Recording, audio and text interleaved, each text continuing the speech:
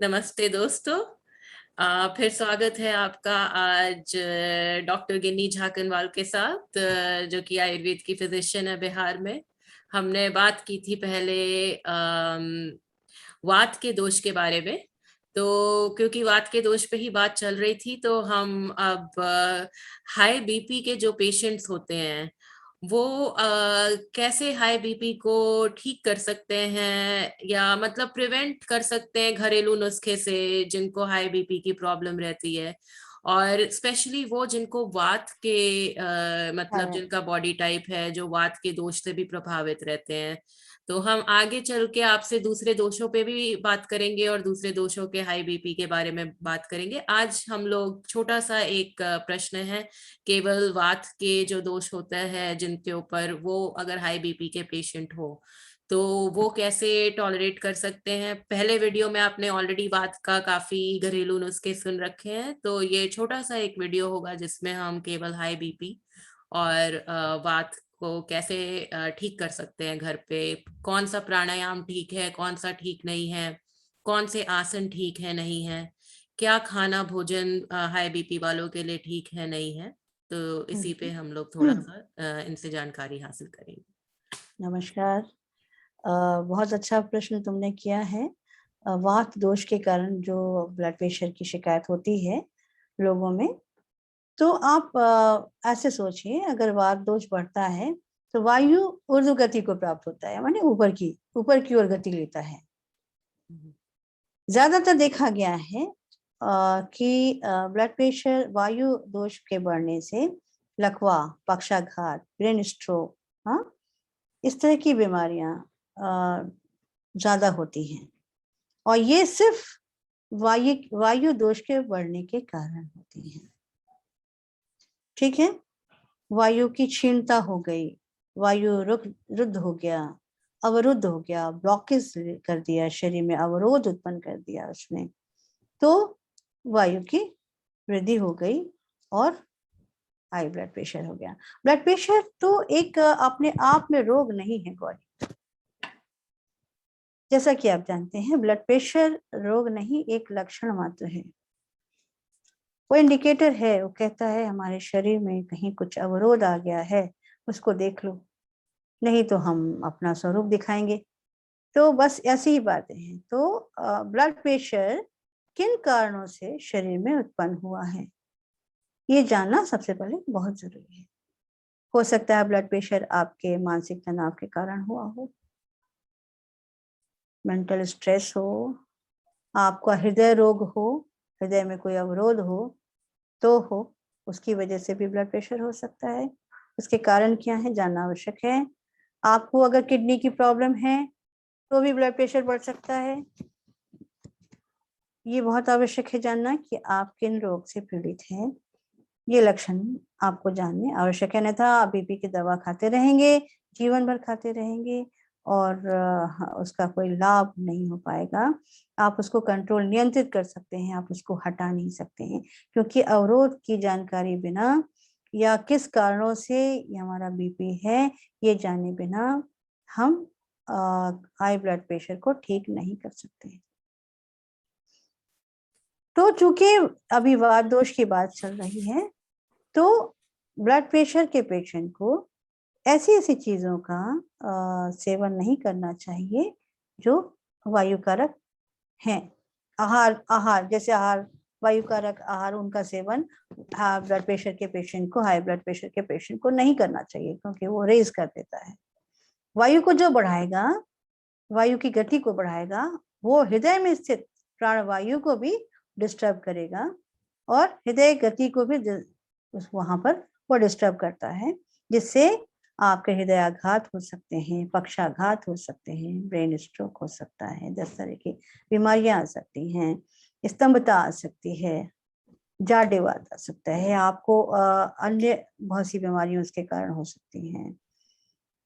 तो सबसे महत्वपूर्ण चीज ये है कि हम अपने हाई ब्लड प्रेशर के रोगी यदि हैं तो हम अपने आहार में वायु के से जो प्रभावित आहार है उनको ग्रहण ना करें, जैसे सेम का, बैंगन का, कटहल का, कोहड़ा का, इन सब चीजों का सेवन हम अपने आहार से निकाल दें। ज्यादा चना का सेवन करना ये भी आपको अवरोध प्रदान करेगा।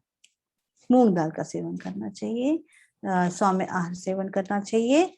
ऑयल का इस्तेमाल नहीं करना चाहिए ऐसे ऐसे रोग, ब्लड प्रेशर के रोगियों को, क्योंकि इस प्रकृति ने हमें स्वतः स्नेह भी दिया है। जो स्नेह है हमारे सब आहार में आपरूपी व्याप्त है। हम लोग ऊपर से बहुत ज्यादा स्नेह का प्रयोग करते हैं। स्नेह माने समझ रहे हो आप, तेल, ऑयल, ऑयल का प्रयोग बहुत ज्यादा होने से वो उसका डाइजेशन सही रूप से नहीं हो पाता है और वो जाकर हमारे धमनियों में जमा हो जाता है और हमारे सिस्टम को,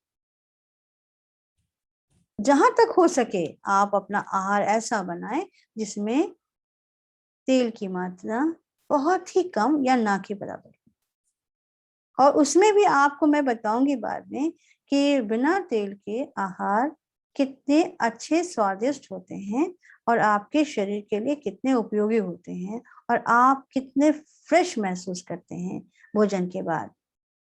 आप ज्यादा स्फूर्तिदायक आपको आपका जीवन होगा और प्रसन्नचित्त रहेंगे। तो ये सो आप बोल रही हैं कि विदाउट ऑयल कुक करो, तो वो विदाउट ऑयल कुक करो। ये जो जो हाई ब्लड प्रेशर के पेशेंट हैं उनको और जो ठीक तो करना नहीं है। है, और अगर जो हाँ, जो नहीं नहीं है है उनको भी थोड़ा कम ही लेना चाहिए, बहुत नहीं लेना चाहिए। तो क्या स्नेह ऑयल हमारे का शरीर में मतलब? आवश्यक है, जरूरी है, लेकिन घृत का, घी का और अगर शुद्ध तेल हो उनका प्रयोग करना चाहिए। थोड़ा, थोड़ी मात्रा, कम मात्रा में लेना चाहिए, तो स्वादानुसार। तो फिर हाँ जो हाई बीपी के पेशेंट्स हैं उनको तो घी भी कम लेना चाहिए। हाँ, घी भी कम लेना चाहिए, कम से कम मात्रा में लेना चाहिए। और उसके हिसाब से, क्योंकि ऐसी ऐसी आहार में चीजें हैं, खजूर है, आपका नारियल का बुरादा है, चाहे आपका कच्चा नारियल है, उसका आप थोड़ा प्रयोग कर लेंगे आपने पेस्ट में, सब्जियों के पेस्ट में, उसी में पका लेंगे और आप सब्जी को बॉईल करके उसमें उसको मिक्स कर देंगे और हल्का ढक देंगे, कुक नहीं करेंगे, उसको भूनेंगे नहीं, तो आपकी सब्जी बहुत स्वादिष्ट हो जाएगी, बहुत ही इसमें अच्छी नारियल होगी। में पकाने से?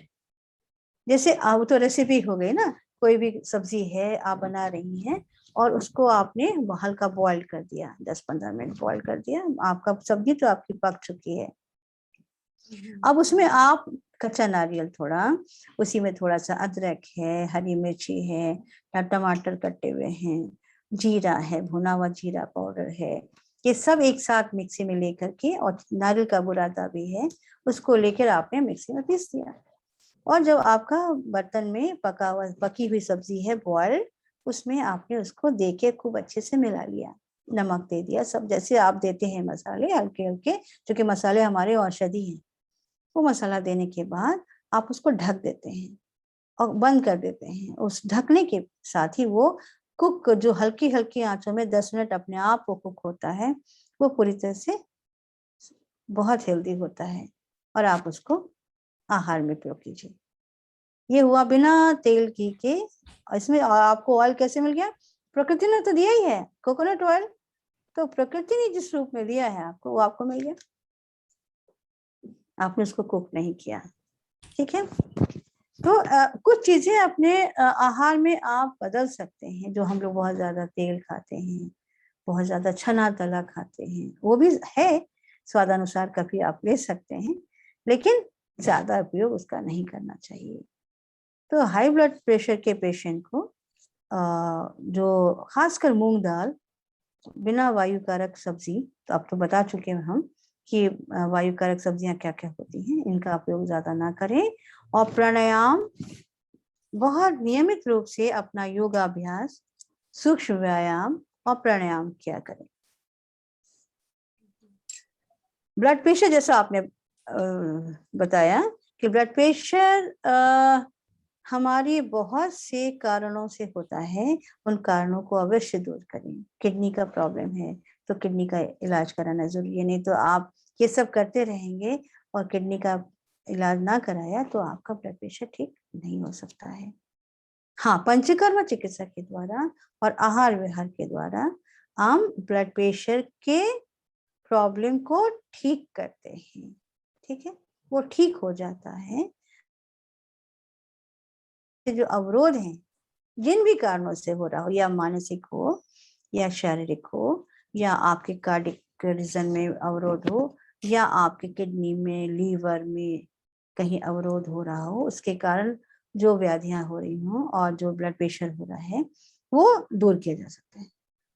चिंता है, उसके कारण अगर ब्लड प्रेशर है, अनिद्रा है, उसके लिए है, तो वो भी उससे दूर हो जाता है।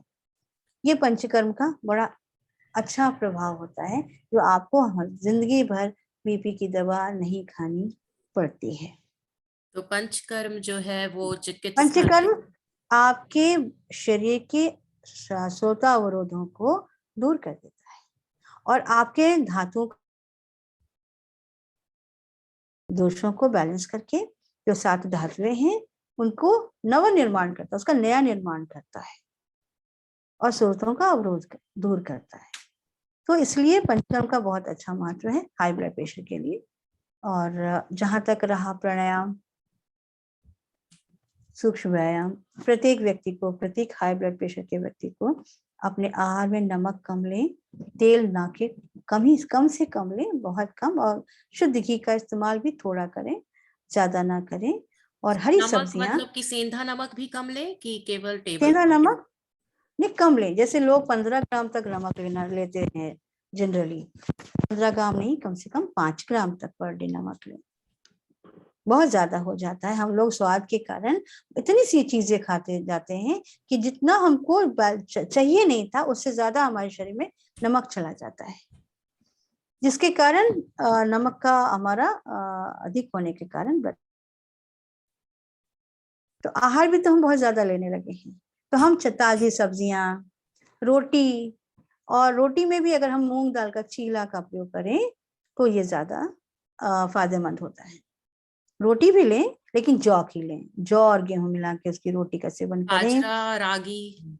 रागी, इन सब रोटियों का सेवन करें। और रोटी से भी अच्छा कभी रोटी और कभी मूंग दाल का चीला बनता है, उसका सेवन करें। ये हमारे शरीर को बहुत लाभदायक होता है और हाई ब्लड प्रेशर के लिए भी बहुत अच्छा होता है। लौकी का सेवन करें, लेकिन रात्रि को ना करें।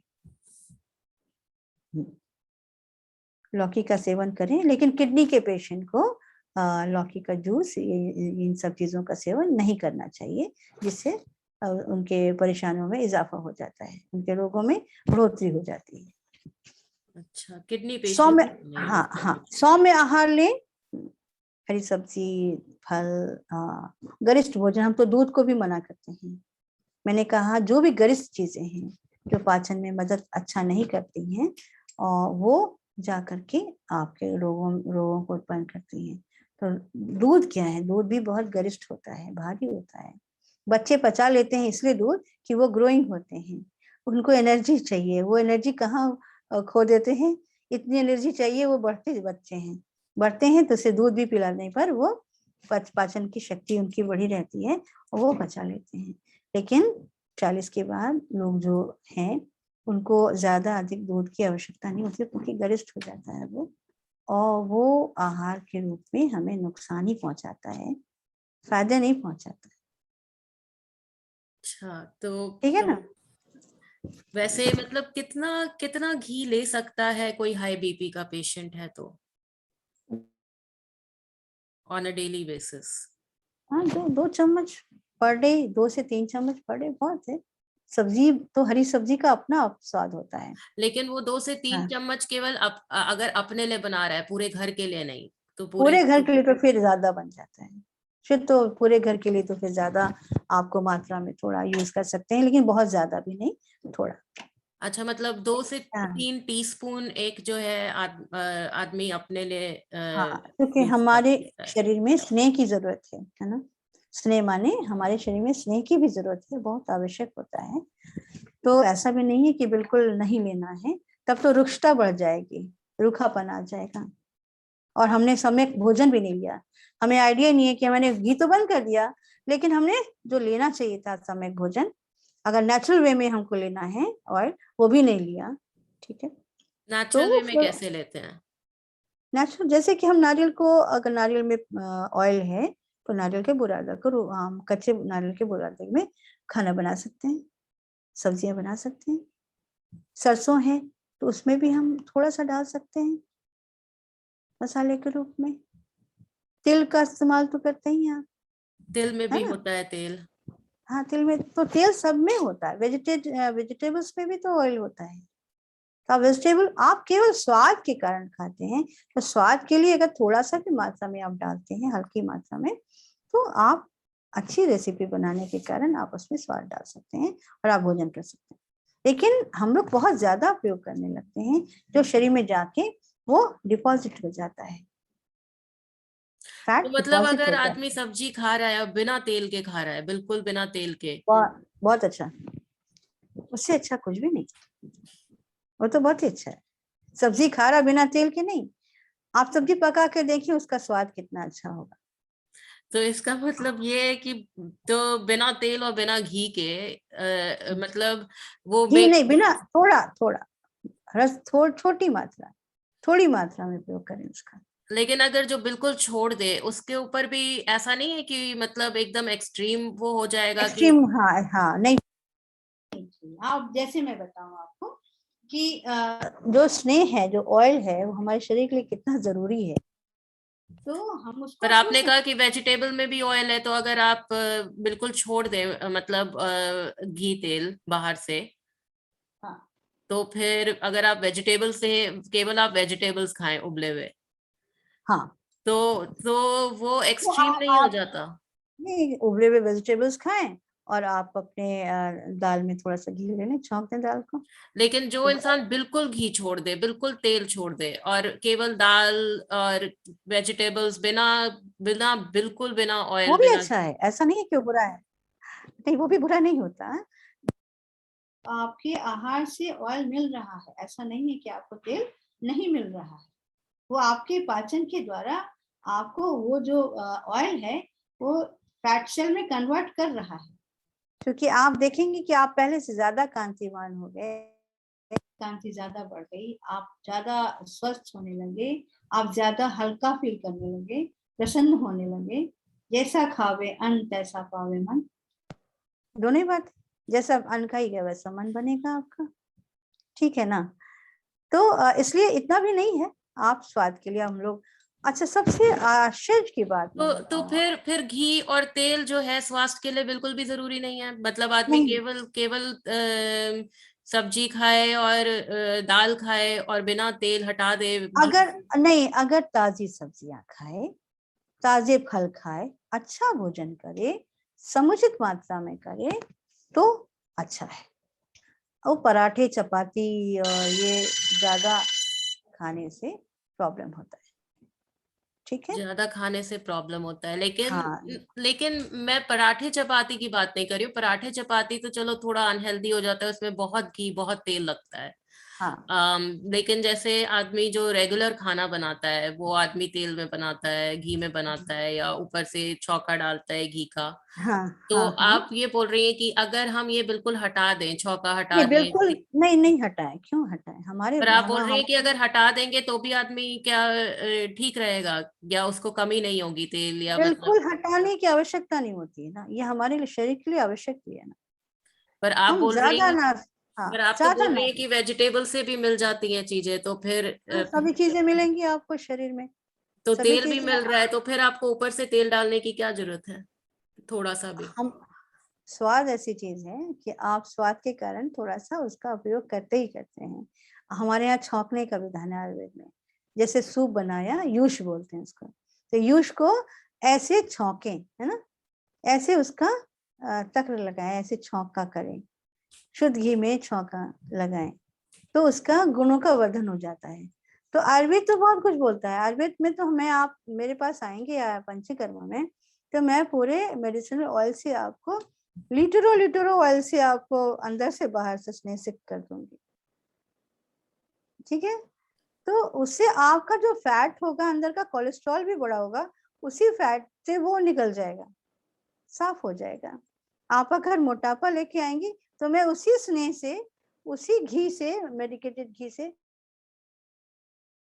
कहने का मतलब ये स्नेह है, ये हमारे शरीर के लिए बहुत आवश्यक है।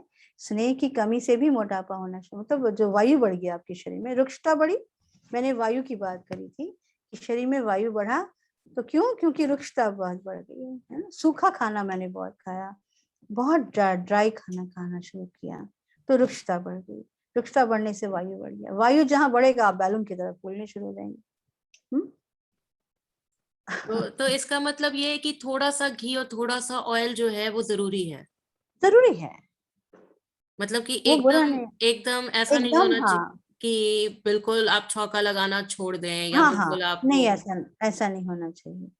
ऐसा दाल नहीं। का है, दाल को स्वादिष्ट बनाना है तो आप उसमें हींग का छौंका लगाएं, जीरा दें। लेकिन अगर स्वाद से किसी का मन हट जाए और वो हाँ, केवल फीका खाना खाए बिना तेल का, बिल्कुल बिना ऑयल का, तो वो इंसान जो है मतलब उसको किसी चीज की कमी नहीं हो जाएगी अगर वो केवल ये सोचे कि वो वेजिटेबल से ही ऑयल नहीं लेगा। नहीं नहीं, हाँ, नहीं नहीं, आप पहले देखें जंगल में लोग रहते थे।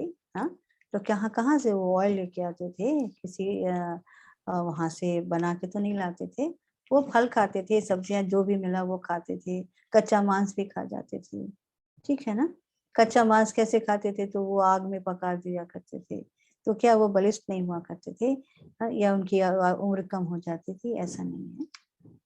जैसे आप मांस भी खाती हैं तो मांस में स्वतः उसका फैट होता है, ऑयल होता है, घी, मज्जा होती है, उसकी वसा होती है उसके अंदर। तो वो वसा में खुद ही वो पक जाता है। हम जो ऊपर से डालते हैं तो वो ज्यादा हो जाता है। उसी तरह आपके वेजिटेबल्स होते हैं तो उसमें बहुत ज्यादा देने की जरूरत नहीं होती है। आप स्वाद के लिए बस, क्योंकि मनुष्य को अपने जीवा पर ज्यादा संतुष्टि नहीं होती, वो अपने स्वाद के कारण भी जीवन जीता है, तो उसको अच्छा बनाने के लिए थोड़ा सा स्वादानुसार भी हल्की मात्रा में आप प्रयोग कर सकते हैं, उसमें कोई बुराई नहीं है। हाँ, पर उस समय लेकिन उस समय किसी ने देखा नहीं है, लेकिन हाँ अगर वो लोग खाते थे तो उस समय तो जंगल में मरे हुए मांस जो होते थे वो मिलते थे, वही खाते थे मार के। तो पता नहीं उस समय लोग अ, ऐसे तो थे नहीं कि किसी को फैक्ट्री फार्मिंग की तरह जबरदस्ती ग्रो कर नहीं, करके मार मार ग्रो के खा रहे करके, हाँ, सही बात, हैं, किसी को बिल्कुल जीवन सही, दे के उसका जीवन निकाल रहे हैं, तो वो तो था सही, नहीं उस सही, समय। सही, सही बात है, बिल्कुल सही बात है। तो हाँ उस समय वो लोग कैसे मतलब कच्चा खा जाते थे। और हाँ लेकिन हाँ जैसे आपने कहा सेसमी में अपने आप ही ऑयल होता है, सेसमी आप खा हाँ रहे हैं तो वो हाँ हाँ। तो हाँ बहुत जगह से आपको बहुत सी चीजें अपने आप मिल जाती हैं, इसमें कोई डाउट नहीं। पता मिल जाती हैं, अपने आप मिल जाती हैं। प्रकृति दे रही है आपको, नेचर दे रहा है आपको, है ना। ऐसा तो नहीं कि हमारे सेल में ही एक फैट सेल रह रहा है या फैट रह रहा है। हमारे जीव जंतु जो भोजन कर रहे हैं, कोई घास खा रहा है या कोई पेड़ पौधे ले रहा है जो शाकाहारी है, तो उस अलग से तो पका के नहीं खा रहा है, उसका सिस्टम भी तो अच्छा ग्रो कर रहा है। उसमें कोई ज्यादा प्रॉब्लम तो नहीं आ रहा है, क्योंकि वो जो खा रहा है उससे उसको सब कुछ प्राप्त हो रहा है, क्योंकि नेचर ने दिया है। बाकी हम नेचर के साथ ज्यादा खिलवाड़ कर बैठते हैं और अपनी इच्छाओं को पूर्ण करने के लिए हम उसे बहुत ज्यादा इस्तेमाल करने लगते हैं, अच्छा बनाने के लिए, स्वादार बनाने के लिए। तो वो नहीं होना चाहिए। करें, जीवन रसमय है तो उस रस का भी पान होना चाहिए, लेकिन एक नियम से और एक लेकिन घी का तो उपयोग आयुर्वेद में काफी ज्यादा बताया गया है, हमारे मतलब हमारे एक्सेस में नहीं आयुर्वेद बताया गया है लेकिन मेडिसिनल वैल्यू के लिए बताया गया है। हमारे आयुर्वेद में घी, वसा,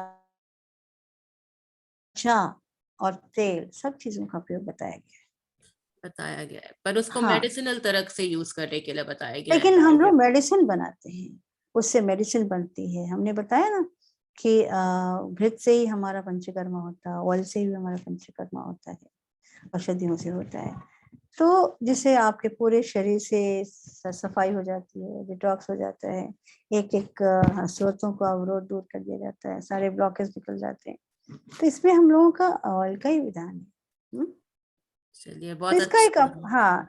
और दूसरी चीज है कि हमारे हाई ब्लड प्रेशर के पेशेंट को एक एक्सरसाइज, सूक्ष्म व्यायाम, सुबह में या शाम दोनों टाइम सूक्ष्म व्यायाम योगाभ्यास और प्राणायाम नित्य करना चाहिए। कौन सा योग है जो लेकिन हाई लेकिन बीपी के अब लिए ठीक नहीं लेकिन है और ठीक है? आसन। लेकिन हाँ, लेकिन हाई ब्लड प्रेशर के पेशेंट को बहुत ज्यादा तेजी से कोई भी प्राणायाम नहीं करना चाहिए, धीमी गति से प्राणायाम करना चाहिए। जो जैसे कि आप कपालभाति कर रहे हो या अनुलोम विलोम कर रहे हो या भस्त्रिका कर रहे हो, बाह्य प्राणायाम कर रहे हो, तो वो काफी धीमी गति से करना चाहिए, एकदम कंट्रोल में रखते हुए। जैसे आप सूक्ष्म व्यायाम में कोई दिक्कत नहीं है, बहुत तेजी से चलना नहीं चाहिए, जॉगिंग ज्यादा करने की जरूरत नहीं, दौड़ लगाने की जरूरत नहीं, और प्राणायाम भी बहुत तेजी से करने की आवश्यकता नहीं पड़ती है। आप जितना सरलता से करेंगे, जितना आप रिलैक्स रहेंगे, योगाभ्यास भी करेंगे तो आप जैसे कोई भी योगाभ्यास कर रहे हो या भुजंगासन कर रहे हो, मयूरासन कर रहे हो और वज्रासन कर रहे हो, पवन मुक्तासन कर रहे हो, सब आराम से धीमी गति से कीजिए और लास्ट में शवासन जरूर करिए। शवासन से सारी इंद्रियां रिलैक्स हो जाती हैं, शरीर रिलैक्स हो जाता है, मन आपका शांत और शिथिल हो जाता है। तो ये आवश्यक है। अनुलोम विलोम और कपालभाति बहुत तेजी से लोग करते हैं, वो बहुत नुकसान देता है शरीर को, वैसा काम नहीं करना चाहिए। चलिए ठीक है, धन्यवाद। तनाव से हाँ, जरूर जरूर तनाव से दूर रहें। चलिए, बहुत धन्यवाद। इस हाई बीपी का भी आपने काफी अच्छा रोशनी डाला है, कैसे जीना चाहिए, और मेरी भी आंखें खुली हैं, क्योंकि कल रात को मैं भी बहुत सी चीजें सोच रही थी जो शायद गलत होंगी, तो आपने काफी रोशनी डाल के मेरे को भी एनलाइटन किया है। तो धन्यवाद। होपफुली हाई बीपी के जो वात के रोगी हैं उनको इससे कुछ जानकारी हासिल हो। नमस्ते। नमस्ते।